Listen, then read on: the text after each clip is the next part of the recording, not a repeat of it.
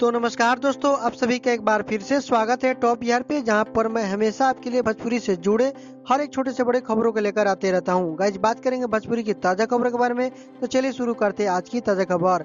पहली खबर निकल कर आ रही है भोजपुरी के rock star singer Ritesh Pandey ji की तरफ से, जिनकी एक बहुत ही जबरदस्त रक्षाबंधन वाला सॉन्ग रिलीज किया जाएगा आज सुबह में। राखी के दिन चली अइहा। जी हाँ दोस्तों, राखी के दिन चली अइहा। आज इस सॉन्ग को रिलीज किया जाएगा 6 बजे रिधि म्यूजिक वर्ल्ड के यूट्यूब चैनल के माध्यम से। और दोस्तों मैं बता दूं, रितेश पांडे जी के साथ साथ इस सॉन्ग को प्रियंका सिंह जी भी गाई है।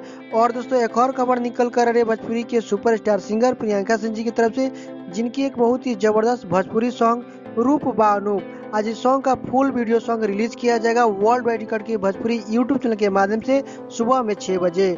अगली खबर निकल कर रहे भोजपुरी के ट्रेंडिंग सुपरस्टार खेसारी लाल यादव की तरफ से, जिनकी एक सुपर हिट सॉन्ग मंगर के परीक्षा जइया, जी हाँ मंगर के परीक्षा जइया, आज इस सॉन्ग को रिलीज किया जाएगा सुबह में आदि शक्ति के यूट्यूब चैनल के माध्यम से। अगली खबर निकल कर आ रही है भोजपुरी के सुपरस्टार सिंगर प्रमोद प्रेमी यादव जी की तरफ से, जिनकी एक बहुत ही जबरदस्त सॉन्ग बोला था मुर्गा, आज इस सॉन्ग को रिलीज किया जाएगा ग्लोबल म्यूजिक के यूट्यूब चैनल के माध्यम से सुबह में 6:30 बजे। अगली खबर निकल कर रहे भोजपुरी के चॉकलेटी सुपरस्टार प्रदीप पांडे चिंटू जी की तरफ से।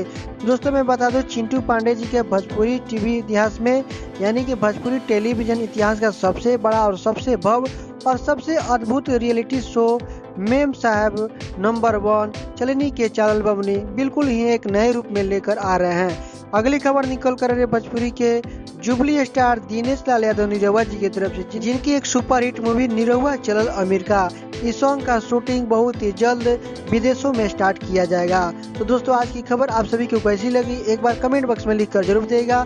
तो दोस्तों फिर मिलते हैं किसी और खबरों के साथ, तब तक के लिए आप देखते रहिए टॉप बिहार। जय हिंद, जय भारत, धन्यवाद।